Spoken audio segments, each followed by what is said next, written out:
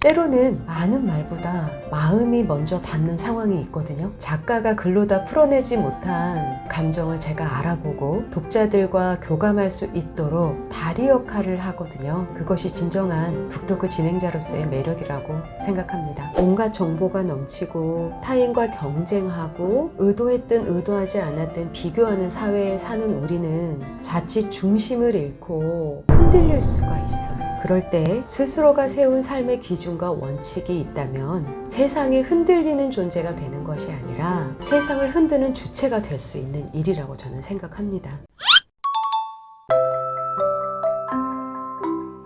제가 유럽에 사는 동안 정말 행운을 만났어요. 슬로박 뮤직 페스티벌이라는 축제였는데 한 달 동안 슬로바키아에 있는 어느 도시를 가도 음악회가 열리는 거예요. 그 음악회의 시작을 알리는 바이올리니스트가 사라장이었어요. 그래서 사라장의 오프닝 무대를 보면서 너무 감동했어요. 또 그 뮤직 페스티벌의 피날레를 장식했던 분이 피아니스트 백건우님이셨거든요. 그 당시 영화 배우셨던 아내분하고 함께 공연 장소를 찾으셔서 아마 제 앨범을 찾아보면 그 두 분과 함께 찍은 사진이 있을 겁니다. 유럽에서 한 달 동안 정말 많은 연주회를 다녔어요. 아이와 남편과 드레스업을 하고 저녁마다 주말마다 음악회를 갈 때 정말 행복했습니다. 근데 그 음악회에서 유독 저의 눈에 띄고 마음에 와닿았던 악기가 첼로였어요. 그래서 그 당시 다짐을 했죠. 유럽 주재 생활을 마치고 한국에 돌아가면 꼭 첼로를 배우리라. 그렇게 생각을 해서 첼로를 시작하게 됐습니다. 제가 콩쿠르에 나간 얘기를 잠깐 들려드리고 싶어요. 첼로를 배우기 시작해서 딱 6개월 차에 콩쿠르에 나갔어요. 이 콩쿠르는 지금도 1년에 한 번 있습니다. 모차르트 콩쿠르인데요. 사실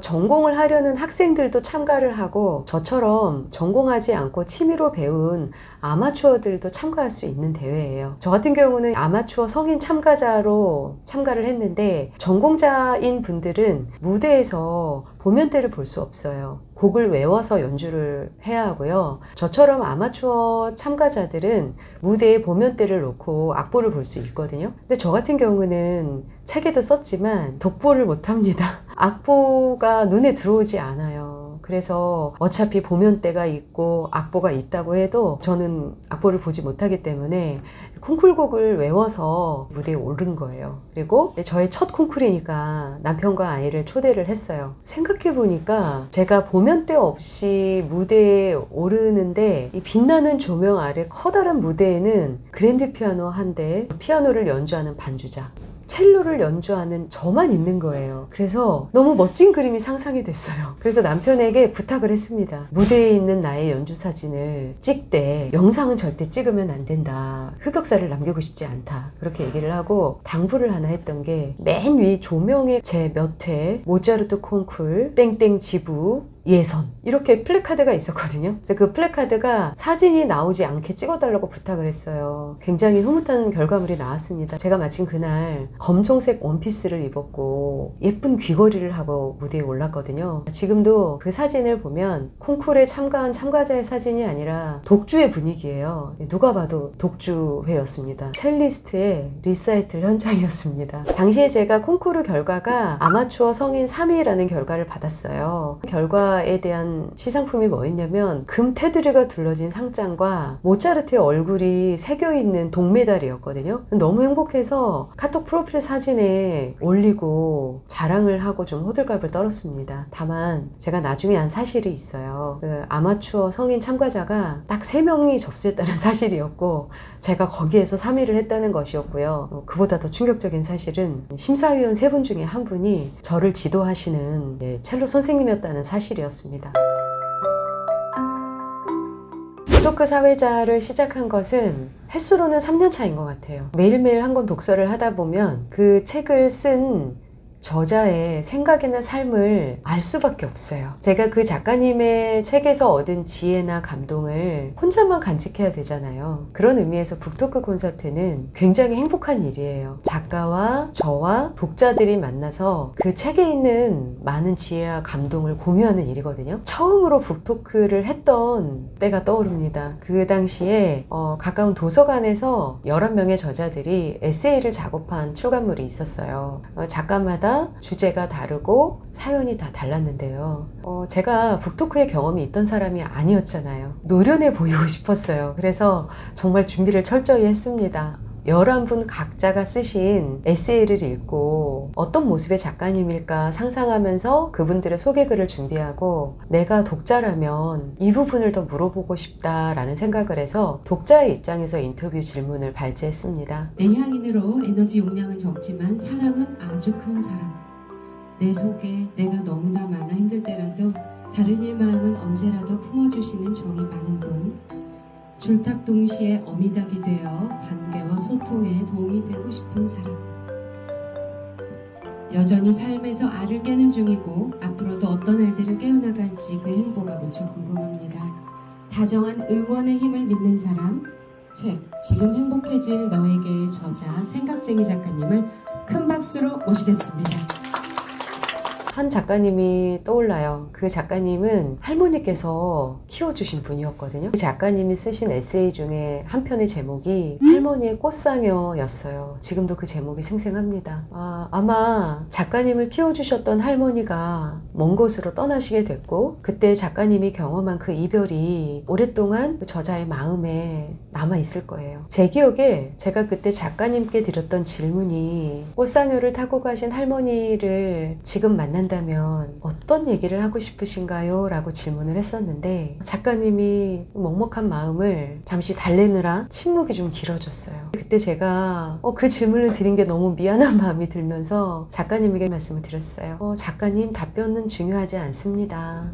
그 귀한 마음 작가님 마음속에 간직하세요. 묻어두세요. 그리고 괜찮으시다면 제가 한번 안아드려도 될까요? 이렇게 하고 안아드렸던 적이 있어요. 북토크가 끝나고 나서도 작가님의 마음속에 저와 나눈 감동이 오랫동안 기억에 남았다고 하고요. 함께 하셨던 다른 분들도 굉장한 감동의 시간이었다라고 전해 들었습니다. 때로는 많은 말보다 마음이 먼저 닿는 상황이 있거든요. 작가가 글로 다 풀어내지 못한 감정을 제가 알아보고 독자들과 교감할 수 있도록 다리 역할을 하거든요. 그것이 진정한 북토크 진행자로서의 매력이라고 생각합니다. 저에게 블로그는요, 글쓰기의 고향 같은 곳이에요. 제가 글을 쓰고 책을 쓰는 일보다 먼저 시작했던 일이 북토크 진행자의 일이었거든요. 그 이유는 저는 쓰는 일보다 말하기가 더 편했어요. 지인분들이 그런 얘기를 해요. 아니, 박유아 씨는 말을 잘하니까 말하는 대로 녹음을 해서 글로 옮겨만 쓰면 되는데 왜 그게 어려워요? 그냥 말하는 대로 녹음했다가 한번 써봐요. 이런 제안을 굉장히 많이 받았어요. 그래서 글쓰기가 두려웠던 제가 용기 내서 글을 쓰게 됐던 공간이 블로그였습니다. 이 블로그라는 공간에서 저라는 사람이 가진 긍정 에너지와 삶을 향한 열정에 대해서 글로 표현할 수 있는 계기가 되었습니다.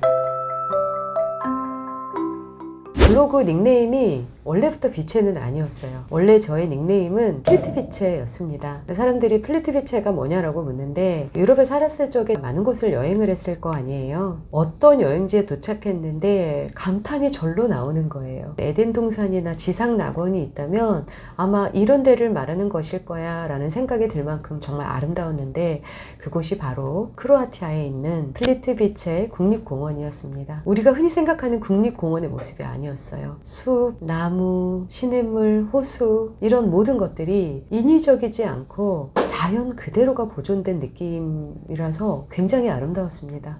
그래서 그곳을 기억하고 싶어서 블로그를 시작할 때 닉네임을 플리트비체라고 지었는데요. 블로그에 글쓰기를 시작하고 몇 달이 지났는데 사람들이 플리트비체가 어떤 의미예요? 라고 물어봤을 때 이 닉네임이요 크로아티아에 있는 플리트비체 국립공원 이름이에요 라고 그대로 말하기가 갑자기 쑥스러워진 거예요. 그래서 이 이름보다는 조금 더 의미 있는 이름으로 바꾸면 좋지 않을까 고민하다가 비체로 바꾸었고 지금까지 비체라는 닉네임을 사용하고 있습니다. 얼마 전 읽은 책에 그런 이야기가 나와요. 과학적으로 사람은요 전자기파를 가지고 있다고 해요. 그래서 실질적으로 모든 인간은 빛을 가지고 내뿜는 존재라고 합니다. 그래서 그 사람들이 갖고 있는 그 빛을 더할 수 있도록 선한 영향력을 주고 싶은 의지를 담은 이름, 저의 닉네임 비체입니다.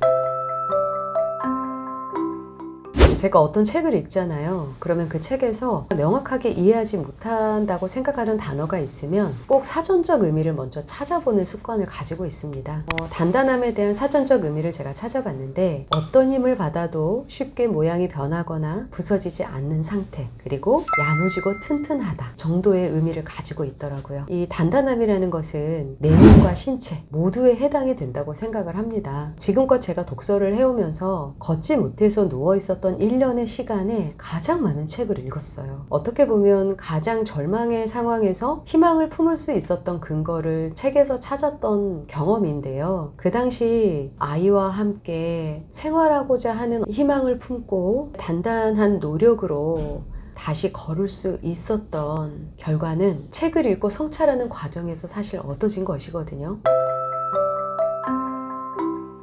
우리가 살면서 어떤 일에서 두려움을 갖는 이유가 있어요. 그것에 대해서 전혀 정보가 없거나 전혀 모르기 때문에 그 상황에서 내가 어떤 일이 생겼을 때 대처하는 방법을 모를 때 우리는 두려움을 갖습니다. 온갖 정보가 넘치고 타인과 경쟁하고 의도했든 의도하지 않았든 비교하는 사회에 사는 우리는 자칫 중심을 잃고 흔들릴 수가 있어요. 그럴 때 스스로가 세운 삶의 기준과 원칙이 있다면 세상에 흔들리는 존재가 되는 것이 아니라 세상을 흔드는 주체가 될 수 있는 일이라고 저는 생각합니다. 50이 단단해지려면 어떻게 해야 하는가에 대한 질문을 하셨는데요. 책에 쓴 것처럼 제가 말씀을 드리고 싶어요. 멈추지 않는 배움에 대한 열정을 놓지 않아야 되고 변함없이 루틴을 실행하고 독서를 통해 나의 내면을 깊이 있게 들여다보고 내면만큼 중요한 것이 외모인데요. 철저한 외모에 대한 자기관리, 그리고 서로의 성장을 도울 수 있는 좋은 사람들과 함께 살아가는 삶이 50 이후의 삶을 단단하게 살 수 있는 방법이 되지 않을까 생각합니다. 얼마 전에 읽었던 굉장히 많은 생각을 하게 하는 글이 있었는데요. 잠깐 소개해 드릴게요. 우리는 원본으로 태어났는데 어찌하여 복사본으로 죽게 되는가 라는 문장입니다. 세상에 정답은 없잖아요. 누구에게나 같은 크기의 감정으로 느껴지지 않을 수 있고 동일한 방식으로 적용했더라도 저와 같은 결과물이 나오지 않을 수도 있어요. 저희 책에는 지극히 저만의 주관적인 경험과 생각을 담았습니다. 저희는 복사본으로 사는 삶을 살기 위해서 태어난 것은 아니니까요. 자기만의 원칙과 기준을 세우는 일에 조금 고집을 부리셨으면 좋겠습니다. 그 기준대로 살아가면서 매 순간 자신을 아끼는 일에 집중하는 시간을 보내기를 바랍니다. 나는 죽을 때까지 빛나기로 했다. 제목부터 끌리는 책입니다. 저에게 잘 사는 인생이란 타인을 돕는 삶이거든요. 저의 책을 만나는 모든 독자분들의 삶에 작은 변화를 위한 씨앗 하나 심을 수 있다면 작가로서 정말 보람되고 행복한 일이 될 것 같습니다. 죽을 때까지 함께 빛나며 살아가시기를 소망합니다. 고맙습니다.